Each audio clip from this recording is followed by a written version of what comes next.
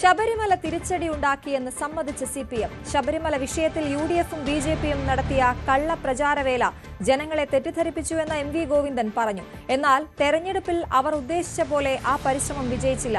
കണക്കുകൾ കാണിക്കുന്നത് അതാണെന്നും MV ഗോവിന്ദൻ പറഞ്ഞു. അവരെ പ്രചരണത്തെ സംബന്ധിച്ചാണ് ഞാൻ പറഞ്ഞത്. അല്ലാതെ തിരിച്ചടിയായി എന്ന് ഞാൻ പറഞ്ഞിട്ടില്ല.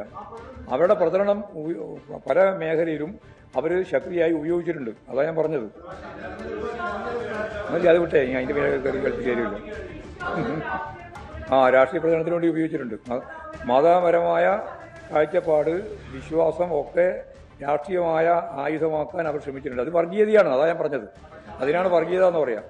ഞാൻ പറഞ്ഞതിൽ എനിക്ക് വ്യക്തതയുണ്ട്, പാർട്ടിക്കും വ്യക്തതയുണ്ട്. ഞാൻ പറഞ്ഞതിൽ ശബരിമല സ്വർണ്ണക്കൊള്ള തദ്ദേശ തെരഞ്ഞെടുപ്പിൽ തിരിച്ചടിയായില്ല എന്നായിരുന്നു CPMന്റെ ആദ്യ സംസ്ഥാന സെക്രട്ടറി. തെരഞ്ഞെടുപ്പിന് ശേഷമുള്ള ആദ്യ സംസ്ഥാന സെക്രട്ടറി യോഗത്തിന് ശേഷം MV ഗോവിന്ദൻ CPM സംസ്ഥാന സെക്രട്ടറി വ്യക്തമാക്കിയത്. എന്നാൽ സംസ്ഥാന സമിതി യോഗം ഈ തെരഞ്ഞെടുപ്പ് ഫലം അവലോകനം ചെയ്യാൻ ചേർന്ന സംസ്ഥാന സമിതി യോഗത്തിന് ശേഷം ആ നിലപാടല്ല MV ഗോവിന്ദൻ പറയുന്നത്. ശബരിമല തെരഞ്ഞെടുപ്പ് തിരിച്ചടിക്ക് കാരണങ്ങളിലൊന്നു തന്നെയാണ് പ്രതിപക്ഷവും BJPയും ശക്തമായ കള്ളപ്രചരണം, വ്യാജ പ്രചരണം അഴിച്ചുവിട്ടു. അതിന്റെ ഫലം, അതിന്റെ പ്രതിഫലനം ഉണ്ടായിട്ടുണ്ടാകാം എന്നാൽ അവർ ഉദ്ദേശ രീതി അത് ഏശിയിട്ടില്ല എന്നാണ് ഇന്ന് MV ഗോവിന്ദൻ വ്യക്തമാക്കുന്നത്. പത്മകുമാറിനെതിരായ നടപടിയടക്കം എന്തുകൊണ്ട് എടുക്കുന്നില്ല ചോദ്യത്തിന് പത്മകുമാറിന്റെ കുറ്റം എന്താണ്? അത് ഒരു വീഴ്ച മാത്രമാണോ, അല്ലെങ്കിൽ സ്വർണ്ണക്കൊള്ളയിൽ പങ്കുണ്ടു എന്ന കാര്യം വ്യക്തമാകണമെങ്കിൽ അന്വേഷണ റിപ്പോർട്ട്, കുറ്റപത്രം വരണം. അതുവരെ കാത്തിരിക്കാനാണ് MV ഗോവിന്ദന്റെ മറുപടി. ജനങ്ങൾക്ക് വലിയ തെറ്റിദ്ധാരണ പല വിഷയങ്ങളിലുമുണ്ട്. അത് അകറ്റാൻ CPM നേതാക്കൾ ഗൃഹസന്ദർശനം നടത്തുമെന്നും MV ഗോവിന്ദൻ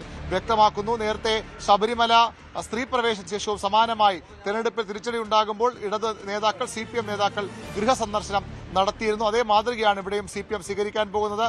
എന്നാൽ സർക്കാരിനെതിരായ ഒരു വികാരം തെരഞ്ഞെടുപ്പിൽ ഉണ്ടായിട്ടില്ല എന്നാണ് CPMന്റെ വിലയിരുത്തൽ. പ്രാദേശിക ഭരണകൂടങ്ങൾക്കെതിരായ വികാരമുണ്ടായിരുന്നു. എന്നാൽ സംസ്ഥാന സർക്കാർ മികച്ച രീതിയിൽ പ്രവർത്തനം നടത്തുന്നു, വേണമെങ്കിൽ ഇനിയും മികച്ച രീതിയിൽ മുന്നോട്ട് പോകും എന്നാണ് സംസ്ഥാന സെക്രട്ടറി വ്യക്തമാക്കുന്നത്. അതുകൊണ്ട് തന്നെ സർക്കാരിനെതിരായ ഒരു കുറ്റപ്പെടുത്തൽ ഈ സംസ്ഥാന സമിതിയുടെ തെരഞ്ഞെടുപ്പ് അവലോകന റിപ്പോർട്ടിൽ ഉണ്ടാകില്ല. പക്ഷേ അമിത ആത്മവിശ്വാസം വിനയായി, പ്രത്യേകിച്ച് നവംബർ മാസത്തിലെ പ്രഖ്യാപനങ്ങൾ, സർക്കാരിന്റെ ക്ഷേമ പ്രഖ്യാപനങ്ങളടക്കം പാർട്ടി പ്രവർത്തകരെ ആലസ്യത്തിലാക്കി എന്ന ഒരു വിലയിരുത്തലുണ്ട്. അതുകൊണ്ട് തന്നെയാണ് പ്രചരണ പ്രവർത്തനങ്ങൾ വേണ്ട രീതിയിൽ മുന്നോട്ട് പോയില്ല എന്ന് CPM പറയുന്നത്. മറ്റു കാരണങ്ങൾ എന്തൊക്കെയെന്ന കാര്യത്തിലും വിശദമായ പരിശോധനകളുണ്ടാകും, തെറ്റുതിരുത്ത നടപടികളും ഉണ്ടാകും. കേന്ദ്രത്തിനെതിരെ അതിശക്തമായ പ്രക്ഷോഭത്തിനും CPM തയ്യാറെടുക്കുകയാണ്. മുഖ്യമന്ത്രിയും മന്ത്രിമാരും പങ്കെടുക്കുന്ന സത്യാഗ്രഹ സമരം തിരുവനന്തപുരം രക്തസാക്ഷി മണ്ഡപത്തിനും പാളയം രക്തസാക്ഷി മണ്ഡപത്തിനും മുന്നിൽ നടത്തും. ഏതായാലും സംസ്ഥാന നേതാക്കൾ പങ്കെടുത്തുകൊണ്ട് 3 മേഖല തിരിച്ചുള്ള ജാഥകളും, അത് കേന്ദ്ര സർക്കാരിന്റെ വിഷയങ്ങൾ ഉൾപ്പെടെ, സംസ്ഥാനത്തുള്ള കേന്ദ്ര സമീപനം ഉൾപ്പെടെ, ദേശീയ ഗ്രാമീണ തൊഴിലുറപ്പ് പദ്ധതി നിർത്തലാക്കിയതുൾപ്പെടെയുള്ള കാര്യങ്ങൾ ചൂണ്ടിക്കാണിച്ച് ജനങ്ങളിലേക്ക് ഇറങ്ങാനാണ് CPMന്റെ തീരുമാനം. തദ്ദേശ തെരഞ്ഞെടുപ്പ് തിരിച്ചടിയുടെ പശ്ചാത്തലത്തിൽ ജനങ്ങളുടെ നഷ്ടപ്പെട്ട വിശ്വാസം തിരിച്ചുപിടിക്കാനുള്ള ശ്രമങ്ങളാണ് CPMും ഇടതുമുന്നണിയും നടത്താൻ പോകുന്നത്. തദ്ദേശ തെരഞ്ഞെടുപ്പിൽ ഭരണവിരുദ്ധ വികാരമില്ലെന്ന് CPM സംസ്ഥാന സെക്രട്ടറി MV ഗോവിന്ദൻ. സർക്കാരിനെ പറ്റി ജനങ്ങൾക്കിടയിൽ നല്ല അഭിപ്രായമാണ്. തദ്ദേശ തെരഞ്ഞെടുപ്പിൽ BJP UDF വോട്ട് കൈമാറ്റം നടന്നു. BJP കാശ് നൽകി വോട്ട് വാങ്ങി.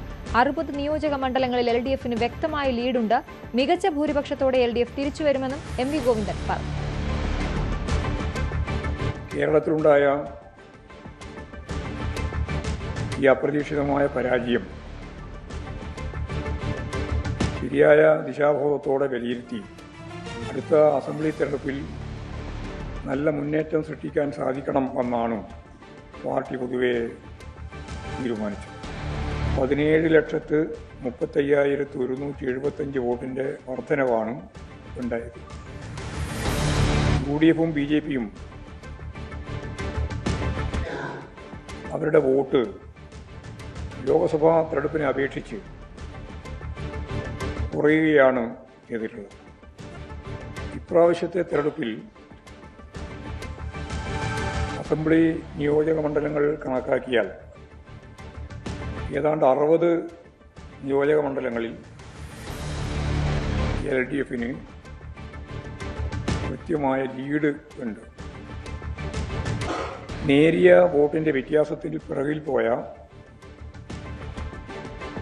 നിരവധി മണ്ഡലങ്ങളും ഉണ്ട്.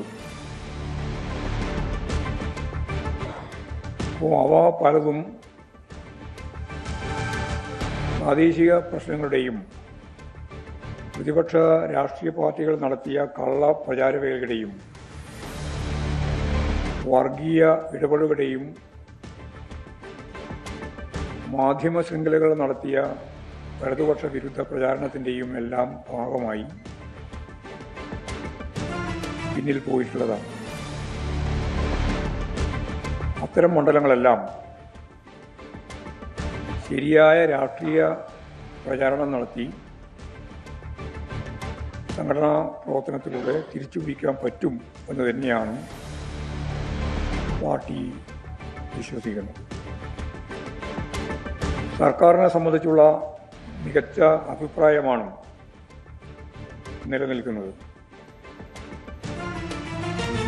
നിയമസഭാ തിരഞ്ഞെടുപ്പ് അത്തരം കാര്യങ്ങൾ ചർച്ച ചെയ്യുന്ന ഒന്നായി മാറുമെന്ന കാര്യത്തിൽ സംശയമില്ല. മികച്ച ഭൂരിപക്ഷത്തോടെ LDFന് തിരിച്ചു വരാൻ കഴിയും എന്ന് തന്നെയാണ് സംസ്ഥാന കമ്മിറ്റി വിലയിരുത്തിയത്.